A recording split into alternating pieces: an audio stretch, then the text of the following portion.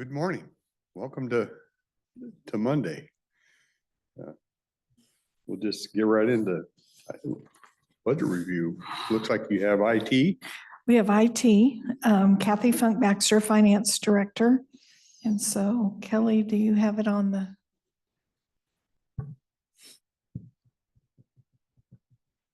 Oops.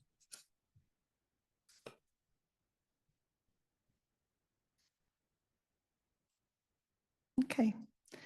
So information technology basically has two funds. Their operating fund, which is 50201. And this represents basically through February, their activity. It's dated 3/10, but it's mostly January and February activity. Their largest budgeted item is goods and services, and this is their internal service billings to the various departments of the county.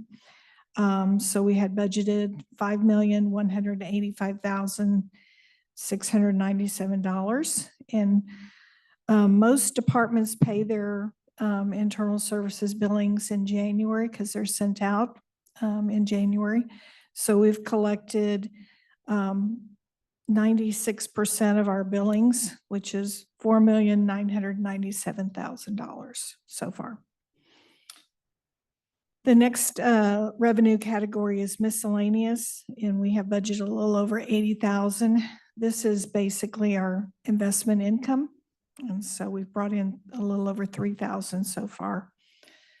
Other financing sources is 40,000 budget, and that's for some funds from our doc recording fees that the auditor's office transfers once a year to IT to help cover some costs for Laserfish.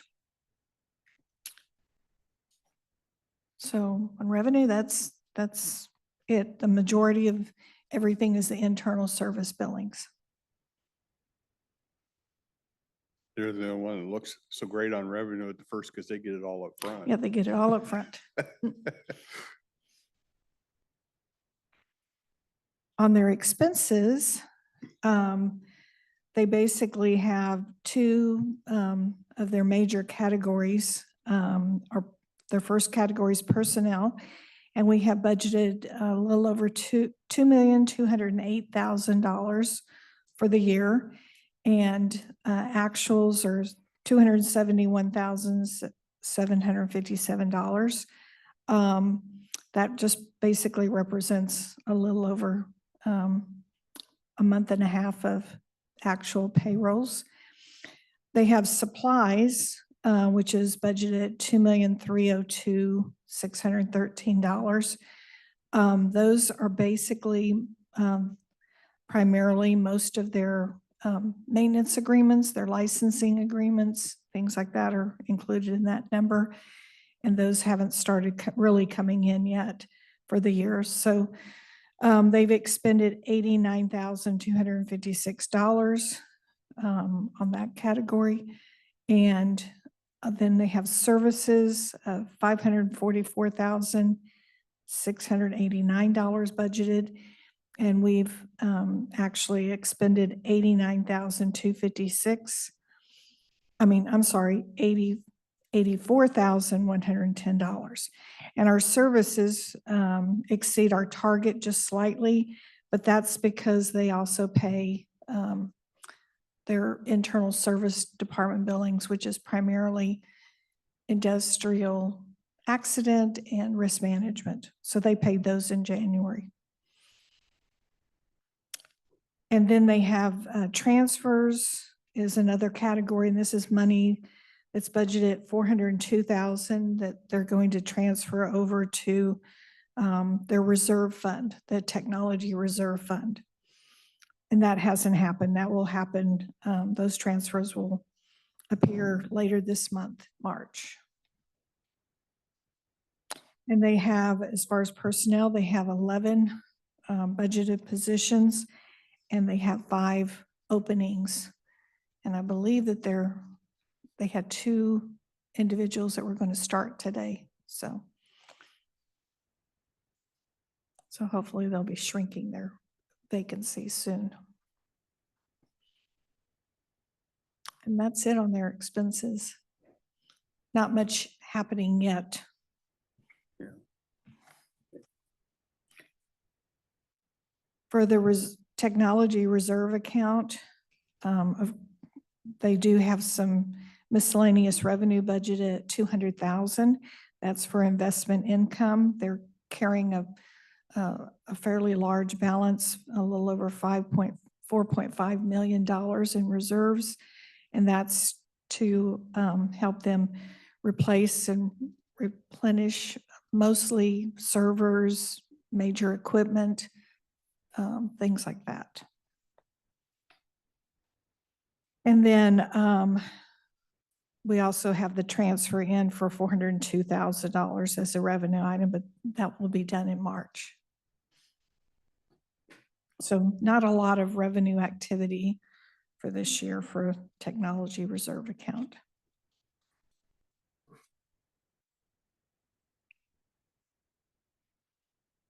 On the expense side, we have a small amount budgeted for some supplies, 25,000, and some services, 424,286. We haven't had any expenses so far, but we do have planned professional services that were budgeted. These are predominantly one-time activities. And we also anticipate we'll have a second quarter budget amendment here because we weren't sure if the sheriff's department was going to have an equipment reserve account or not, but it's going to stay with IT. So we need to budget for the sheriff's department rugged laptops to be replaced this year. They're replaced on a 5-year cycle. So that'll be that'll be close to $400,000. But we have the funds in our fund balance on the reserve account for that. And that's basically it. That's all I have on the financial side for IT.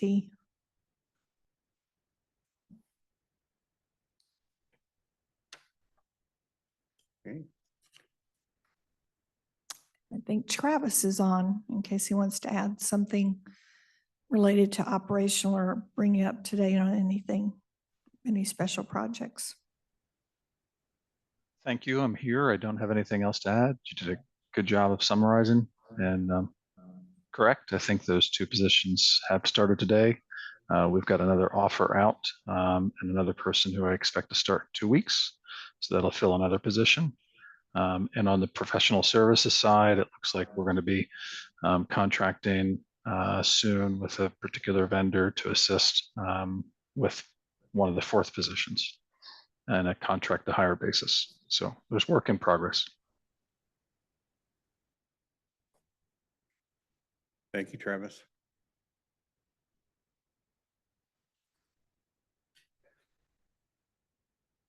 Well, before you get out of here, I was chatting with her a little bit about keep talking about this increment area thing and trying to figure it out. And I think all 3 of us individually met with one of their port commissioners, Bob Wiley, and had discussions. And I'm hoping on Wednesday, I would love to see the consultant chime in because they've done it over in Wenatchee. They've done it down in Vancouver. And what I keep hearing is, well, it'll generate stuff and replace what could be taken. And I'm having trouble penciling that out. So I'd like to see how it penciled out in some other places. If they take away property taxes, you're not going to get an increase in the property tax value over that period of time, then it really falls on, to my knowledge, it falls on sales tax receipts. And to cover that, the sales tax receipts would have to increase by an amount that it's hard for me to imagine that they will. So I'd like to hear some history and what that's done in other areas. They say it's been successful in their other areas, and I agree to the point that, yeah, they have some new buildings, they have new businesses, but I don't know if it's still subsidy or it's actually contributing. Exactly. And somewhere I'd like to see it penciled out on exactly when they create this 5,000 TIF area, what is still our responsibility? And with those frozen revenues for us, obviously costs of materials for road maintenance and additional costs for per hour as you negotiate contracts and your employees' prices are gonna go up in the next 25 years, obviously. How do we recover that without penalizing everybody else in the county to cover it? I don't see, and there's other districts that are affected by it, that they're gonna collect those monies, but the districts aren't gonna benefit from it. Right. And of course, the major ones they spell out is Cowles County, City of Woodland, and Cowlitz one. Right. But the library down there is affected by it, and some of the diking districts are affected by it, just not to the same degree, but it affects actually more than just us. I think that one of the things that, out of Wednesday's discussion, because of the way this has been handled, I want to see us take a unified position on it so that we can go forward and pursue our concerns about this thing and not be stepping on each other's toes. Right. I agree. The other question I had for you, because it became clear that one of the big things they want is a road, some infrastructure improvement. And my question was why they didn't look at rural development funds. Because and it was before my time, but I know we did a multi-year deal for the Port of Longview for an improvement. And I'm thinking that type of thing probably would have qualified. It has to go through a process, obviously, and it has to meet a standard that we all agree it's worthy of multi-year funds. But would that not be open? Yes, our rural public facilities funds are primarily for infrastructure projects. And I believe with the port, they did a rail project, which was multi-year funding. So, and then last year we did award for the Port of Woodland some funding for a project, a road project, a small portion though. So. Okay, that might be the design stuff they're talking about. So they are aware. Yeah, and he expressed to me that one of the big things that's a problem for them right now is that they are borrowed to their debt limit. They're maxed out. And they're seeing the improvements in this area to be able to increase their debt limit capabilities. That's scary. Yeah, exactly. I'm thinking if I had a business come in and want something from me, I probably wouldn't, they would not get the answer they wanted if they were that leveraged. Well, yeah, Yeah. What's on those rural development facilities, what's the onus on, if they're borrowed to their debt limit, are they required to have something into this? I mean, is it like a 50-50 share or 50-25 or? No, we encourage all applicants to submit their projects where where we're not paying the entire project, where we're paying a portion of it. But there's no specific guidelines on our application. Okay.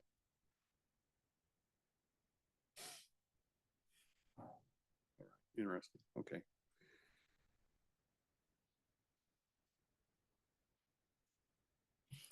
And just so you know, our rural public facilities funds, we did have some debt at one time. It's been paid off.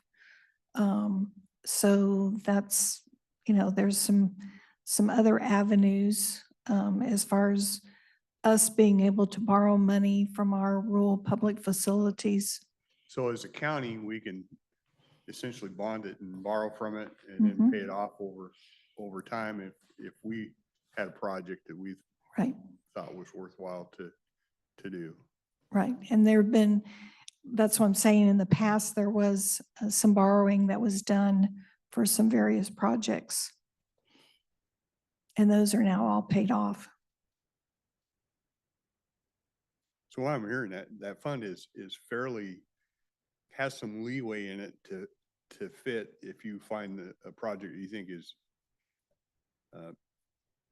very beneficial to the county, that you have some leeway as to how you do it. Mhm. Yeah. It's primarily there to generate economic development and activity and create jobs. So,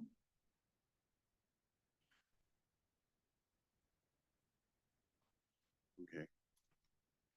I'm trying to step and just give them a fair shot and explain it, how it makes sense. I'm having trouble adding the numbers up. Maybe somebody smarter than me can add some up, but I'm it's sure- hard for me to see how they're adding up, but I'm sure if they show up Wednesday as planned, is it gonna be port or gonna be consultants? Probably gonna be consultants coming in here to, well, even if they come on Zoom, I'd make it convenient for them if they want to, yeah. but I would like to answer some of those questions to give us a broader base of knowledge on that thing. Well, yeah, and I'm frustrated by the information that they're putting out shows that there was a 90-day window that we were supposed to be involved to be able to comment that was clear back in June of last year, that there was a 90-day window for us to be, for all of the affected agencies to be informed. And it sounds like, from what the feedback I'm hearing, that didn't happen. That information didn't go out. I don't know where the liability is or the responsibility for them to be working with those agencies, as according to their information says that they are working with all the affected agencies starting back in June. And that 90-day window for us to comment was before they ever presented it to the state treasurer, which they've already done now. I don't recall any calls from their consultants or anything. we received I think it was early December, we received a package that was some informational material from the Port of Woodland. I remember receiving that, but it was in December, not July, June time period. Okay. Well, hopefully they'll be available Wednesday and just be able to have a conversation. Just try and ferret out some of this. Okay, so something went by there really quick and I didn't catch all that. Did you say we helped out with I'm switching subjects here, the Longview Rail project over at the port? Did we put something into that? Yes, we did. We did, huh? How much do you think offhand? Ballpark? I know that since I've been here, 2023, we've dispersed $2 million. I think it was- They got, I don't know. That's the rail project thing they got going on. It's Yeah, a big bunch of money going into something that don't go nowhere. and I think that was you can correct me if I'm wrong, but I think it was more than a 1-year commitment. It was a multi-year commitment that the Yeah. commissioners at the time felt it created enough economic benefit that they earmarked those funds for, and I can't even recall how many years, but Well, Yeah, there's just in the last couple of years, since I've been here, we dispersed $2 million, 1 million 1 year, and 1 million the next. Wow. And there were projects before my time here at the county. Yes. Huh, I didn't know we were helping that port that way. Okay, well, I'm just, thank you. And in fact, Rick, I can share with y'all, I had a slideshow that shows how much we've contributed to over the last, I don't know how many years, but to the different entities. And so I can show you how much was given to the Port of Longview, how much was given to Port of Woodland, Port of Kalama, you know, the cumulative that's been done. I think it'd be, We had we had a slideshow on rural public facilities, probably, I can't remember if it was August or October last year, but yeah, I I think that'd be good to review for my colleagues again, because I still think this would have been a vehicle they could have pursued. And it actually might have happened faster than what they're doing, the way they're doing it, to be honest with you. we're scheduled to present, today's the date that projects applications are due for this year's awards. And we're on the calendar to do a workshop, I think April 9th, does it, or second, April 2nd. So I'll bring the I'll bring this I'll update the slideshow that shows how much we've contributed over the course of the last many years. So, Okay, and by entity. yeah, perfect. That'd be Appreciate great. that. That'd be great. That'll be 2 weeks from now.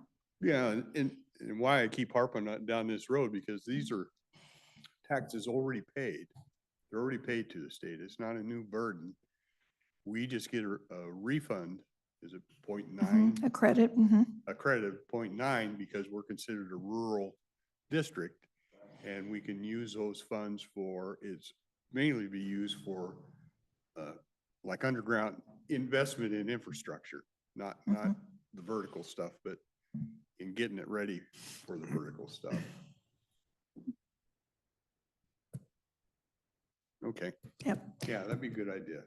Yeah, and today's the deadline for those submissions for this year. So, Okay. Well, I think that's it for our 9 o'clock hour, huh? I don't think we have anything else. Did you have anything else, Commissioner? We're good? No, I'm We good. can just recess till 10. Okay.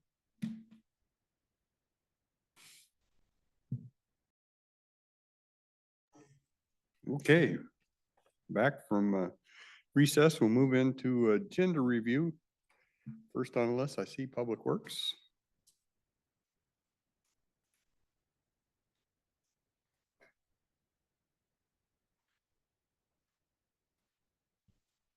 Good morning, Susan Eugenius, County Engineer. Public Works has multiple items on the agenda this week for your consideration. On the consent agenda, the first item we have is a call for bid for the Italian Creek Road Culvert Replacement Project, with the bid opening scheduled for April 13th at 1:30 in the Public Works Building. This is a repair replacement project for a culvert at milepost 1.9 that became damaged in January of 2022.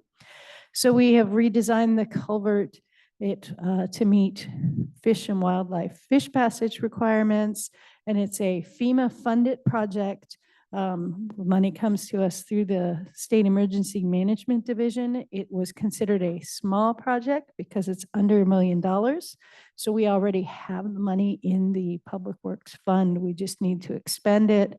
At the end, when we complete all of the events from 2022, they will reconcile, I believe it's 3 small projects. And if we ended up spending, I can't remember what their threshold is, more than what our small project total was, then we can request additional reimbursement. So our construction is estimated at physical contract, just over 600,000 and about 100,000 for construction management. So you'll see 740,000 for the construction phase. And you said FEMA is where the funds are coming from? for Yes, this one? FEMA is where Okay. the funds, because this is a local access road at that point, so your funding comes through FEMA for those roadways. Okay. So the next item that we have on the agenda is item number 3, also on the consent. It is the final costs for county forces work that we did in 2024. So when a project is estimated to cost more than 12,000, I believe is the threshold, the county and we decide to use our construction crews to do it. The state law requires us to advertise before the project begins. And then at the end of the year, when the project is complete, we collect all the cost and we advertise again. This case, we did a triple shot of chip seal out on Camelot Court. It looks like it says 10,000 is the threshold on this document. So our final costs were $18,326.41. Our original estimate was right at 15,000. So we used probably a little more rock, or oil prices went up from our estimate.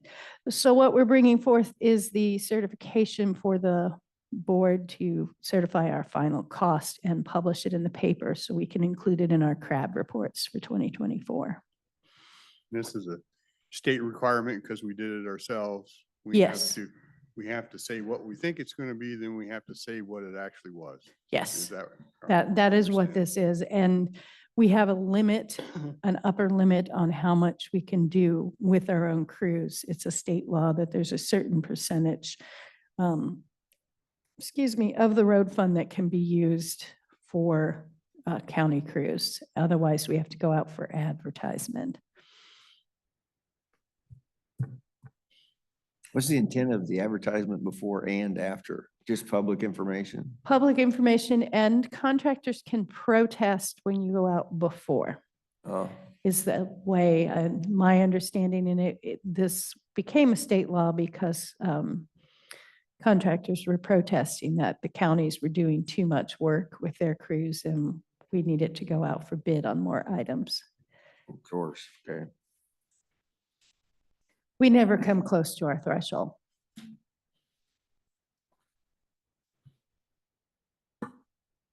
So if we have no more questions on that, we have item number 5, which is the bid award to Northwest Linings and Geotextile Products for the purchase of 28 100-foot by 200-foot scrim reinforced polyethylene geomembranes for a total cost of $121,206.64.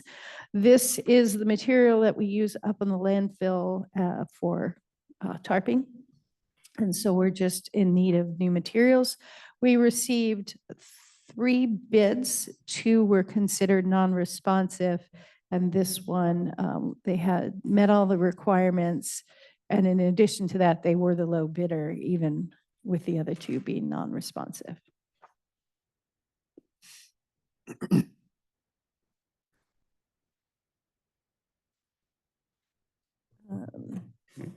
Moving on to item number 6 is the contract execution for the Toutle wastewater treatment plant with Tapani Incorporated. This project is one of our ARPA dollar projects, and it's upgrading the plant.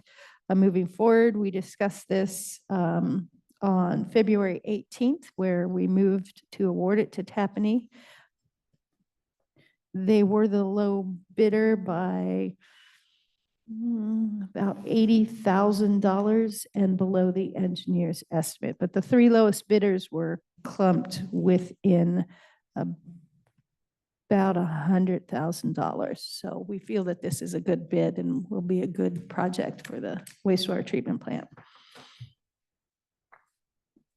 Tappaney's got a lot of work going up in that area. Gas Rock, couple project in Windlock, and this one. Yes.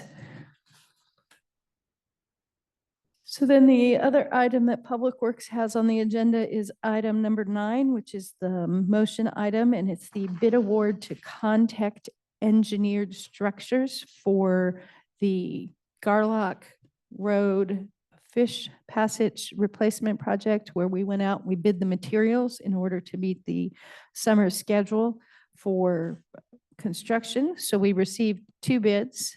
Contact was the low bidder by about $10,000.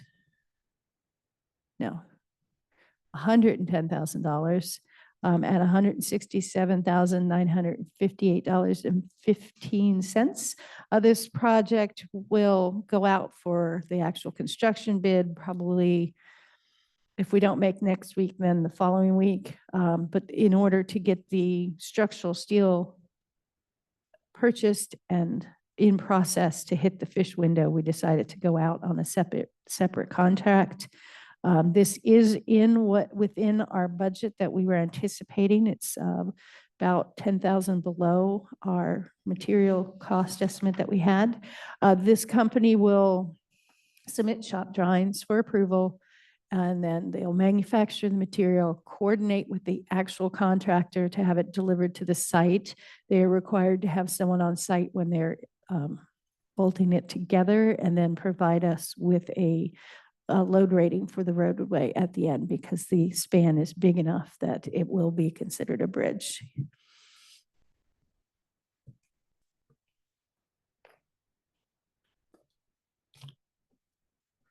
So those are the public works items. If you have any additional questions.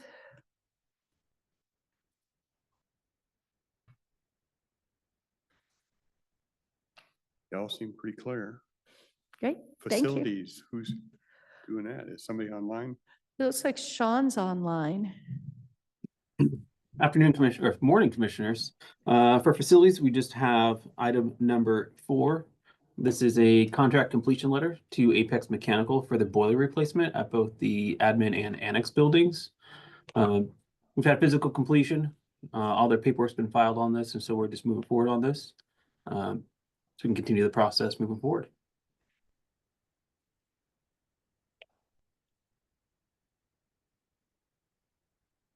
Okay, pretty simple. Okay, Sean, thank you. Thank you. Thanks, Susan. Thank you, thank you. And I know the sheriff was on. I know we're ready on that contract. There's been a lot of negotiating back and forth on that, and I think we're ready. Good morning. Morning. Good morning. Yeah, I think shouldn't be any surprises in there. It's been bouncing this back and forth here for a couple months, just working on some of the language between Mr. Lorena and the prosecutor's office and the counsel for the Humane Society of Southwest Washington. So yes, the key terms of it, it's a annual fee of $111,000 for animal services that we're looking at. So is Kelso settling theirs too then now? Yeah, Kelso and Longview both have entered contracts, as well as Castle Rock and Woodland. All Okay, have so- signed agreements, is my understanding. And then I know we still have a group together trying to figure out what we do after this year or where we want to go, right? Yeah, that's correct. Yeah, we're having discussions with the cities. We've had one meeting. They have another one scheduled here, I believe, in early April. And myself and I think a couple folks from Longview are going to take a field trip up to Thurston County here. It took a few weeks to get that established or align schedules, but we'll be doing that on the 28th as well. So see what other options are out there. Yeah, yeah, perfect. Any other questions on this? We've hammered it quite a few times. I guess, I've been trying to work an angle to get information from Maricopa County, where that sheriff took over and set the whole thing up in with the jail, and saved the county millions of dollars for what they were looking at. Have you got any information on that or heard anything about it? Not on that particular example. I know we talked about that in the past. I guess that's a question for the corrections component and in terms of having inmates do the work. I think that was kind of the basis of the program, wasn't it? Where they had the inmate workers caring for the animals. Yes, So I know could be, have to discuss that, I guess, with the corrections department to see what the availability of folks are for that. I know they're kind of ramping up the work crew. It's been kind of lagging here the last few years. I know they're starting to ramp that back up. It would kind of fall in line with that, having people available to do it and do that work. So. okay. Well, I will continue to try and get information on that to share with you. Okay, and happened to be in actually Wyoming last week visiting my grandson who turned 2 and all but had some time. I actually went and visited the animal shelter there, which is kind of interesting. It's a joint county and multiple city operation there. So took a tour of that, and they're actually in the process of, I guess, permitting to build a new facility adjacent to their current one. So I was going to dig into that a little bit more and see what the dynamics are there, as well as like the one up in Thurston County, which is a joint county city operation as well. Yeah. Awesome. Okay. And as far as this goes, just the other thing I think we've talked about, the only, I guess, asterisks on this is that there are some after-hour veterinary expenses potentially we could incur, and also large livestock is not covered on this. So on occasion, we have to deal with folks with those situations, and there are some like livestock rescue folks we've used this past year. So there's some alternatives for that, but there could potentially be some, I guess, future more liability on this outside this contract, like I said, for the livestock and also the veterinary expenses that aren't covered after hours. Yeah. Okay. Okay. That's good. We'll see you tomorrow on that. Is that? Yeah, we appreciate your work on this, Brad. I know you've been working on it for quite a bit, so. Yeah, thank you appreciate very your work much. on it. Thank you. All right. Well, thank you.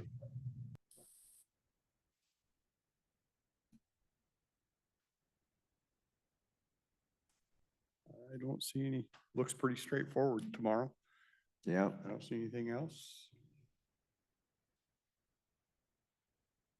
You know, if we have anything at 11, Yeah, Jessica, you want if she's available, that we can. Okay, let's see if she can do that. And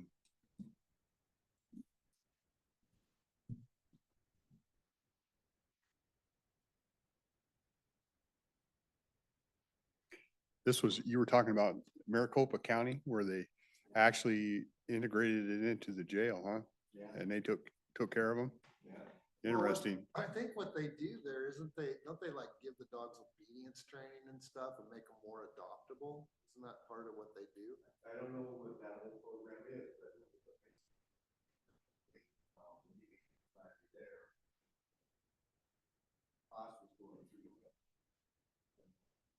Sheriff Institute, basically The inmates, the jail system, taking care of the animals, and found that there was a big benefit, but to have the inmates actually interacting with the animals, gave them something to do, and saved the county millions of dollars. Well, I think I probably watched the same thing, but this has been some years back, right?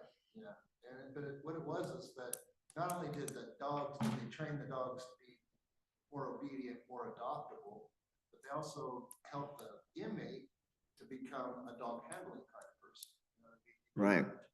How to handle the animals, and it kind of gives you an opportunity, I guess, on the outside, you know. But the main thing I thought that I took away from that was that it makes the dogs more, you know, people, you know, you can get a dog that knows how to, his house broke. Right, You right. know, walk on a leash, that kind of thing. Yeah. That's a big handy thing to start with. Yeah. Yeah, and it gives the inmates something to focus on besides being in trouble. Right. And creating other problems. So they focus on taking care of animals, and it gives them a purpose. So, yeah, Seems like a good idea. yeah, I want to try and get as much information on that. I know somebody who works with what is that, ASPCA or whatever it is. If I can get that information and get it, if I can find a phone number somewhere and call down there and ask them for copies of what their program is, how it works, all the laws and the codes that they've had to meet, and see how it compares to us. Yeah, so. Interesting. The thing I saw, I think it's the same thing. Seemed like a good program. Yeah. Jessica, thank you for coming in a little early. Of course. Okay. Jessica Warren, Human Resources. I just have one request this morning from IT. Travis is requesting to start his IT operations coordinator at step 7. So they accepted. That's good. Yep, he accepted the offer. Good. Awesome. Okay, Perfect. Thank you. outstanding. And that's all I got. Okay. Thank you.